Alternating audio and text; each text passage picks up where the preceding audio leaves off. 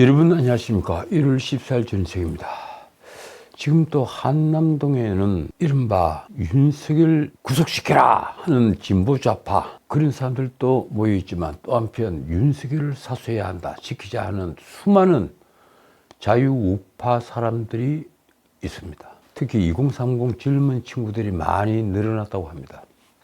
지금 대한민국은 내전 중입니다. 누구는 체제전쟁이라고도 합니다. 자유주의냐 군의주의냐. 이 역설적이게도 자유주의 편에 선 이들은 비상계엄을 선포를 했던 윤석열 대통령 편에 서 있습니다. 이게 어찌된 일일까요? 자유주의와 비상계엄은 전혀 어울리지 않는 조합인데 말입니다. 반면 집단주의, 컬렉티비즘, 그 사회주의, 소셜리즘, 그리고 전체주의 이런 성향의 좌파에다가 군의주의적 경향을 가진 유사 좌파들, 이른바 리무진 리버럴, 이 유사 좌파들은 오히려 윤석열이 비상계엄 선포와 그 이후 벌어진 상황을 뭉뚱그려 내란이라거나 내란이 계속 진행되고 있다고 공격을 합니다. 참 기가 막힙니다. 지금 비상계엄 선포한 지 한 달 열흘이 지났는데도 내란이 계속되고 있다, 이런 얘기를 하고 있습니다. 지금 최고 권력자가 이재명이 아닌가요? 그런데도 내란이 계속되고 있다면 이재명이 내란을 벌이고 있는 겁니까? 윤 대통령이 절대다수 민주당 표에다가 국민의힘 반란표를 대서 탄핵소추가 되어버렸습니다. 그래서 직무가 정지되자 권력은 의회의 절대다수 세력인 민주당에 넘어갔습니다. 지금 여의도 대통령 이재명이 우리나라 최고 권력자입니다. 민주당의 다수의 전횡, 더 나아가 다수의 폭정은 이제 명분을 찾았습니다. 무도한 윤석열 정권이 더 문제있다는 것입니다. 그런데 민주당은 윤석열 정권이 출범하고 2년 7개월 동안 결국 헤아려 보니까 29번이 탄핵을 발의하고 그 중에 13번 탄핵소추안을 의결해서 헌법재판소를 보냈습니다. 그 29번의 탄핵소추안에는 이재명을 수사한 검사들도 있었습니다. 아마 전 세계 문명국에서 이런 예는 없을 겁니다. 자신을 수사한 검사들을 탄핵을 한다.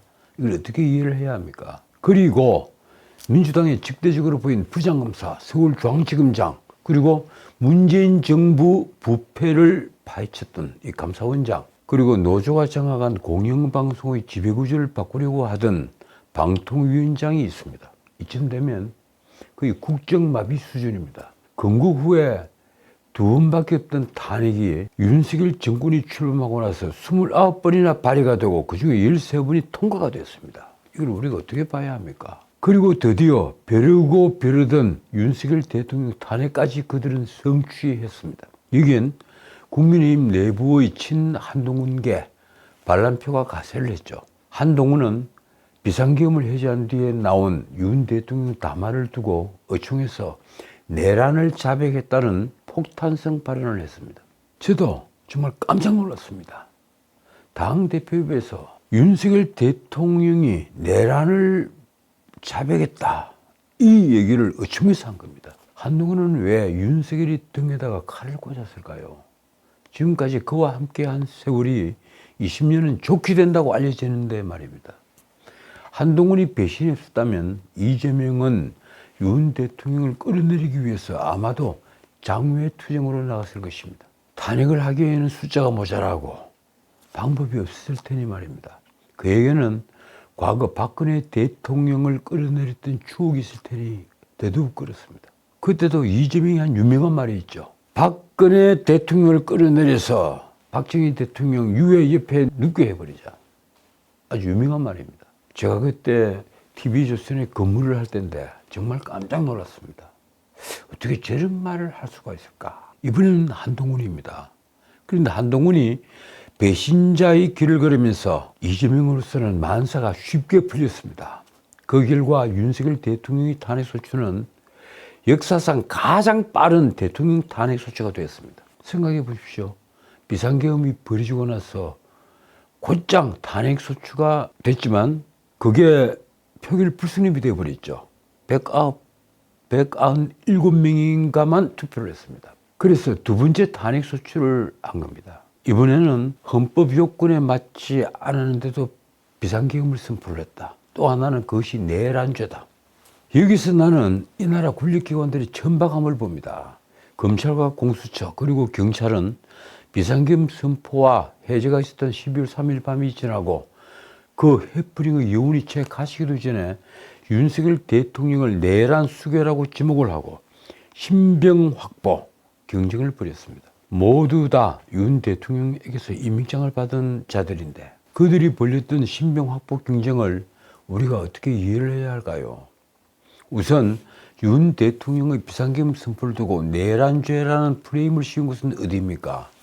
나는 이 나라 지식인들과 언론인들 그리고 법률가들의 일사불란한 내란 수괴 발언을 지켜보면서 경악을 금치 못했습니다. 특히 조중동 신문 중에서도 특정 신문은 아주 심했습니다. 현직 대통령이 헌법에 정해놓은 비상대권인 비상계엄을 선포했다고 해서 사형과 무기징역밖에 없는 내란죄의 수괴로 본다는 것이 말이 되는가요? 설사 그 비상계엄 선포가 요건에 부합하지 않았다 해도 대통령이 국회의 비상계엄 해제 요구에 순응을 한 이상 대통령은 헌법을 어긴 것은 아닌 것입니다.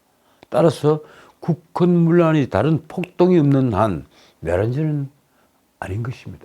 내란죄가 뭡니까? 결국은 헌법을 파괴를 해야 되겠죠.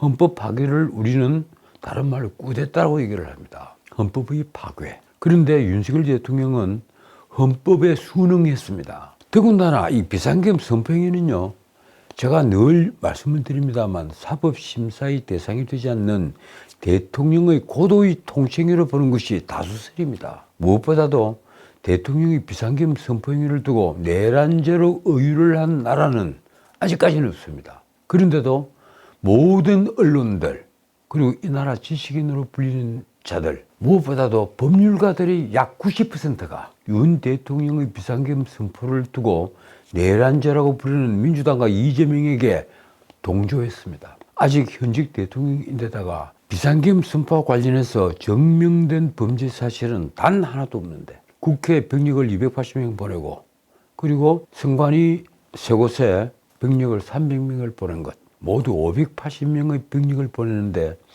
개인 무장밖에 하지 않았습니다. 장갑차 한 대, 전차 한 대 동원되지 않았습니다. 증명된 범죄 사실은 그리고 단 하나도 없습니다. 그래서 정말 놀라운 일입니다. 자, 윤 대통령이 내란죄에 엮여서 탄핵 소추가 되자 민주당의 의회 권력은 문자 그대로 무소불위의 불의의 권력이 됐습니다. 못하는 게 없다. 절대 다수의 숫자로 정말 못하는 것이 없다. 국회가 전능한 권력을 가지게 되었습니다. 필요하다면 국무총리와 모든 장관들 그리고 대법관들까지 탄핵 소추로 내몰아서 이 나라를 권력의 진공상토로 만들 수 있다. 그런 말까지 나왔습니다. 아닌 말로 대법원 판사들 모두 다 탄핵해버리면 대법원은 텅 비어버릴 겁니다. 자, 그런 말이 나왔는데 국무총리 한덕수가 먼저 목이 잘렸습니다. 대통령 권한대행인 국무총리는 비상계엄 선포 당시에 내란 행위를 방조했다. 그리고 헌법재판관 임명을 거부했다. 이런 등등의 이유로 이 헌법재판관 임명을 거부한 것은 대통령 권한대행으로서의 직무입니다. 그런 이유로 탄핵소추안을 가결해버렸습니다. 그런데 그 탄핵소추안 가결도 아주 웃기는 과정을 거쳤습니다. 우원식이 한덕수 대통령 권한대행의 탄핵소추를 두고 이것은 국무총리니까 국무총리의 정숙수인 151석이면 된다. 이렇게 유권해석을 내린 겁니다. 그런데 헌법재판소의 해석집을 비롯해서 또 그리고 국회 전문위원들의 해석도 정반대입니다. 대통령 권한대행에 대한 탄핵소추니까 대통령에 준해서 제적 3분의 2, 200석 이상의 찬성을 요한다. 그렇게 해석을 하고 있었습니다. 그런데도 우원식의 결정이 그대로 통했습니다. 그런데 그 탄핵소추안 가결한 것도 참 문제가 있지 않습니까? 헌법재판관을 임명하라는데 임명을 하지 않았다. 사실 이것이 이유였습니다. 말하자면 말을 듣지 않는다는 이유로 탄핵소추를 한 겁니다. 헌법재판소는 어제 그러니까 13일 오후 4시부터 한덕수 국무총리의 탄핵심판 첫 변론 준비 기일을 진행을 했습니다. 자, 그런데 일은 묘하게 바뀌기 시작했습니다. 광화문에 수십만 명 탄핵을 반대하는 시민들이 주말마다 모여들었습니다. 한남동 대통령 관저 앞에는 대통령이 끌려가는 것을 막겠다며 수만 명 시민들이 시위를 벌이다가 그중에 수천 명은 대통령을 지키기 위해 혹시 경찰이 한밤중이나 새벽에 연행을 하겠다며 급습할지도 모르니까 그 대통령을 지키기 위해 엄동설 안에 담요를 뒤집어 쓰고 밤을 지샜습니다. 그중에는 2030 숫자들이 많았습니다. 놀라운 변화입니다. 객관적으로 탄핵 찬성 시민들을 아주 압도를 한 숫자였습니다. 솔직히 저는 객관적으로 봤습니다. 그런데 적어도 탄핵에 반대하는 시민들, 자유우파 시민들은 그 집단주의, 군의주의 쪽에 선 사람들보다 숫자는 몇 배나 됐습니다. 여론조사 결과는 윤 대통령의 지지율이 오른 것을 그대로 보여주고 있습니다. 그런 여론조사가 한두 개가 아닙니다. 처음에는 가짜뉴스다 하면서 고발을 하겠다고 나왔죠. 그런데 그런 여론조사가 계속 늘어났습니다. 그러니까 이제 그런 말은 쑥 들어갔습니다. 국민의힘과 민주당 지지도는 오차범위 안으로 격차가 줄어들었고 드디어는 차이가 없어졌습니다. 오히려 이제 역전을 기대할 수 있게 됐습니다. 그런데 이재명의 지지율은요, 여전히 30% 정도. 진짜 문제는 무엇인지 아십니까? 이재명의 비토 세력 역시 적어도 30%를 넘어선다는 것입니다.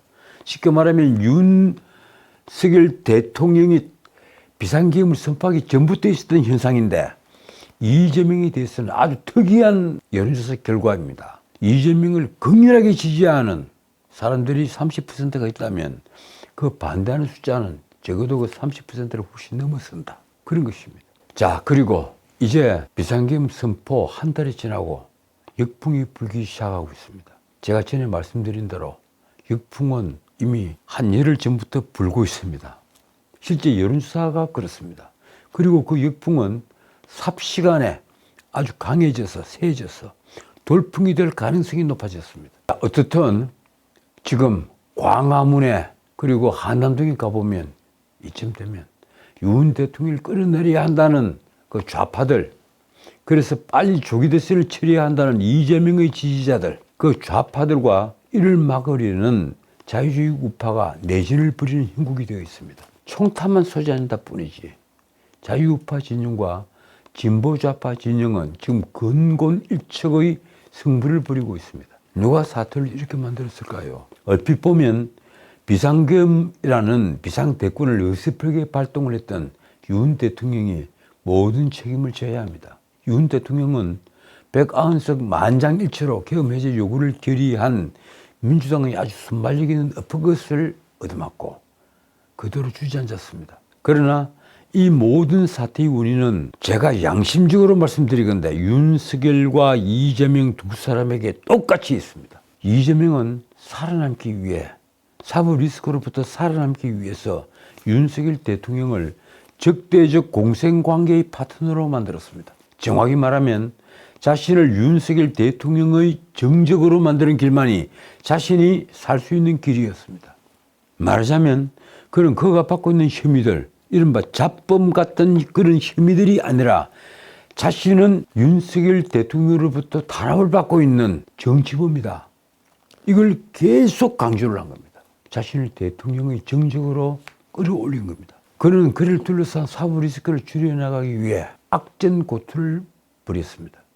당군일의 최대 사기극이라고 불렸던 대장동 게이트는 물론 토지 용도를 자인 녹지에서 준주거지로 4단계나 올린 비리 덩어리의 백인동 게이트, 그리고 위례 신도시 개발 비리와 성암FC 후원금 사건, 이건 제3자 뇌물로 봐도 최고형이 무기징역입니다. 이런 사건들을 한 묶음으로 병합을 하는 데 성공을 했습니다. 그 사건 하나하나씩 재판을 해도 적어도 1년 넘게 걸릴 사건들인데 그 4건을 한꺼번에 다 묶어 놓았으니까 어떻게 되겠습니까? 그렇게 병합을 하는 데 성공하면서 1심 판결이 나오려면 적어도 3년은 좋게 걸리게 된 것도 그걸 이재명이 우인이라고 해야 합니까? 그렇겠죠. 우인이라고 해야 되겠죠.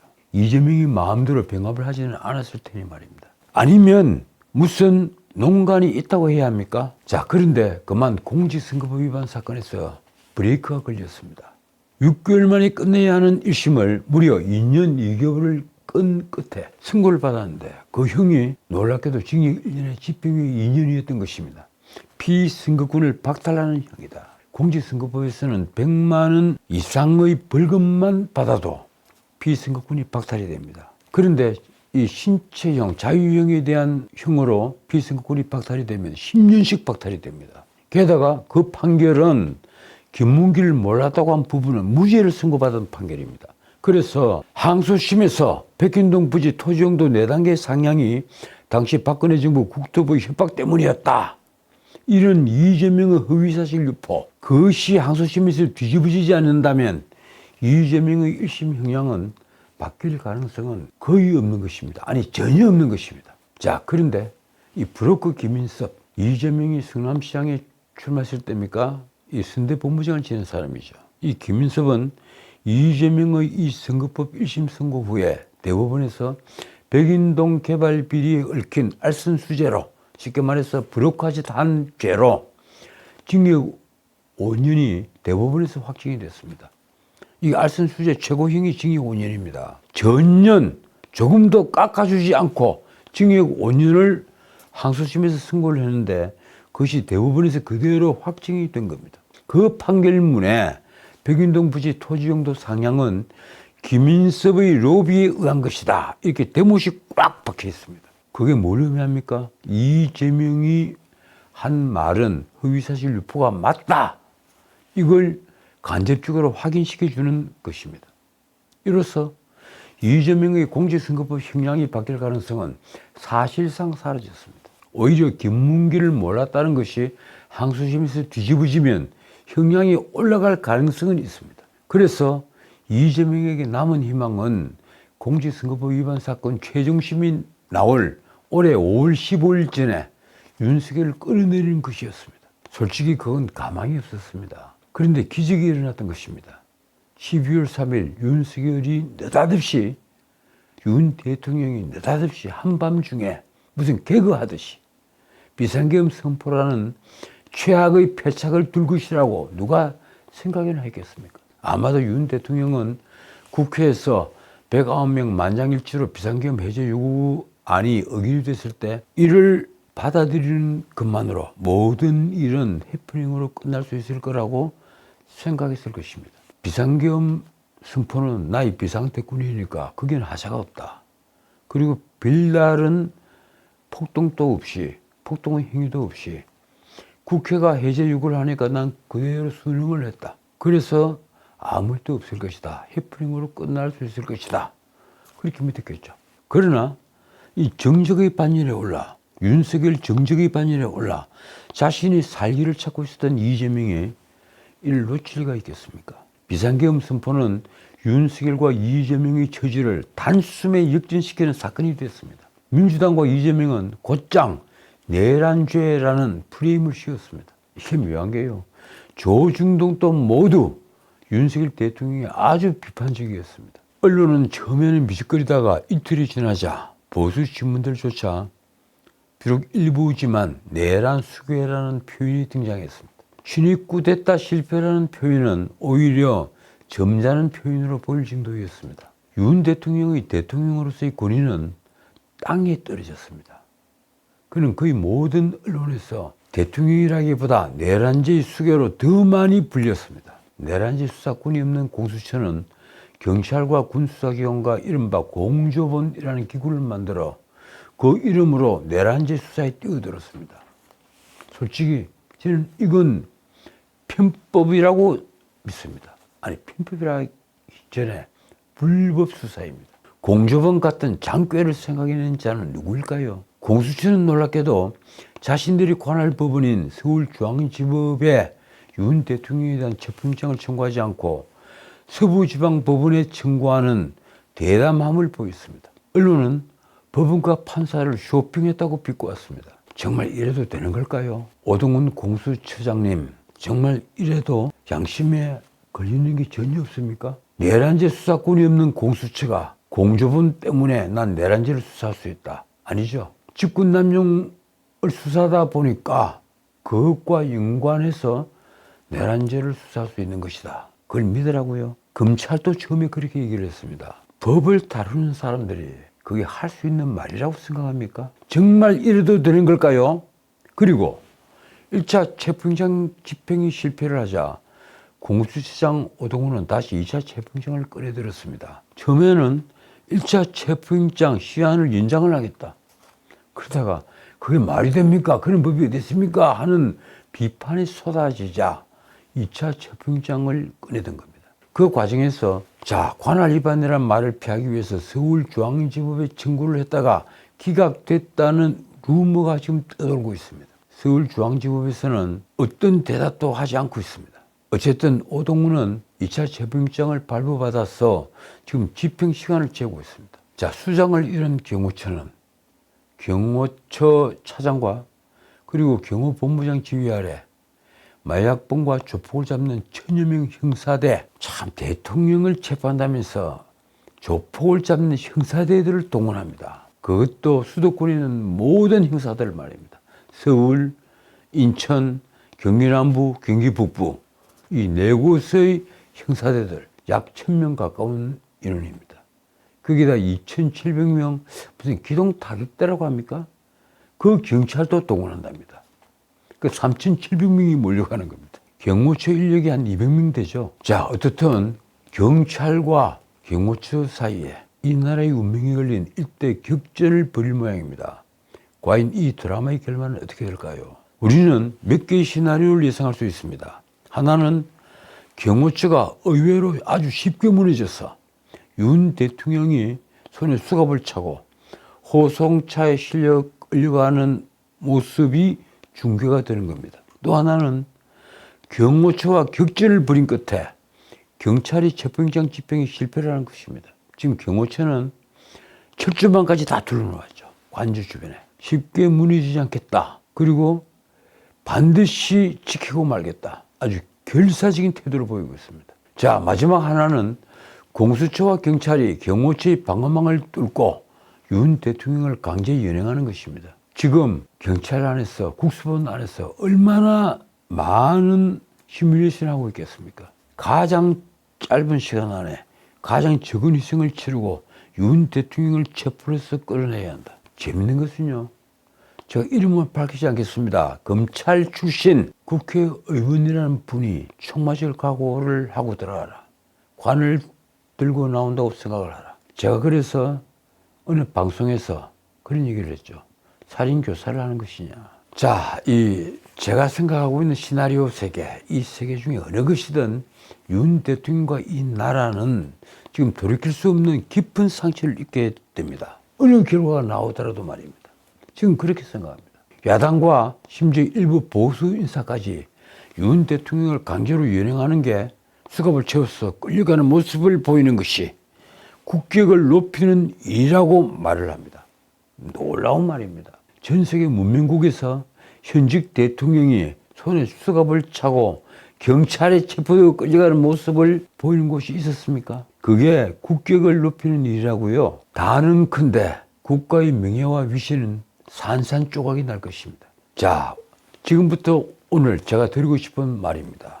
그런데 윤석열이 무너지면 이재명은 과연 최종적인 승자가 될까요? 기대하는 대로 조기 대선이 펼쳐지고 이재명은 자신이 받고 있는 사법 리스크는 이제 다 뿌리칠 수 있게 되고 도널드 트럼프처럼 말입니다. 그리고 대통령 선거에서 당당하게 승리가 돼서 아주 웃으면서 대통령에 취임할 수 있다. 그걸 믿으십니까? 천만의 말씀입니다. 이재명 역시 돌이킬 수 없는 상흔을 입고 깊은 나락에 떨어질 수밖에 없습니다. 윤 대통령은 내란죄라는 멍에를 뒤집어쓰고 우선은 뒤집어쓰겠죠. 멍에를 뒤집어쓰고 권력과 함께 명예를 잃는 것으로 끝날 수 있습니다. 그래도 제가 장담하건대 언젠가는 그 늪에서 헤어나올 수 있습니다. 내란죄라는 것이 억지로 뒤집어 씌운 멍에니 말입니다. 그러나 이재명은 이번에 윤석열과 함께 무너지면 그에게 더 이상 미래는 없습니다. 적대적 공생관계에서 권력자인 윤 대통령이 존재할 때만 이재명에게 살 길이 열렸다. 바로 이런 역설적인 사실을 이재명은 많은 시간이 지났어야 비로소 깨달을 것입니다. 그 원인을 다시 말씀드릴까요? 다시 말하지만 자신이 살기 위해서 이재명은 스스로 윤석열의 정적으로 신분을 업그레이드 시켰습니다. 그렇지 않습니까? 그래서 윤석열이 비상계엄 선포라는 엉뚱한 수를 둘 때만 하더라도 이재명은 아주 쾌재를 부렸을 것입니다. 드디어 기다린 보람이 있다. 그동안 마음고생을 한 보람이 있다. 단식을 하고 구속영장이 청구됐을 때 극렬하게 다투고 영장심사 판사 앞에서 울먹이며 나에게 방어권을 달라. 그렇게 업소를 하고 그렇게 해서 보낸 인고의 세월이 아마 주마등처럼 머리를 스쳤을 것입니다. 정말 쾌지를 불렀겠죠. 정말 그럴 수밖에 없었던 게 공직선거법 위반 사건 1심에서 징역 1년에 집행유예 2년의 피선거권 박탈령을 선고받은 이재명에게는 윤석열이 추락 뒤에 다가올 조기 대선을 생각하면 자 이제 윤석열이 추락한다. 그러면 곧 있을 조기 대선을 생각하니까 일각이 여삼추였을 테니까 말입니다. 솔직히 저는 아직도 한편의 미스테리 소설을 읽는 것 같습니다. 느긋해야 할 윤석열은 왜 그랬을까요? 김건희 특검법 때문인지 민주당 주장대로 이 명태균이 일으킨 윤석열 김건희 대통령 부부 이 공천개입 의혹 사건이 휘발성 때문인지 아니면 또 무엇이 있을까요? 어떻든 그는 비상계엄 선포라는 최악의 한 수를 두고 말았습니다. 장국 끝에 한 수도 아닙니다. 왜 그는 이런 최악의 한 수를 뒀을까요? 도대체 누가 비상계엄 선포를 그에게 속삭인 것입니까? 처음에 언론은 모두 김용현을 주목했습니다. 김용현이라고 다들 말하지만 윤 대통령의 입에서 비상계엄 말이 나온 것은 좀 오래됐다는 얘기가 떠돌고 있습니다. 윤 대통령에게는 그렇다면 레드팀이 없었다는 것이 문제였습니다. 나는 윤 대통령 당선 직후에 여러 방송에서 윤 대통령 검사 생활만 쭉 해온 분이다.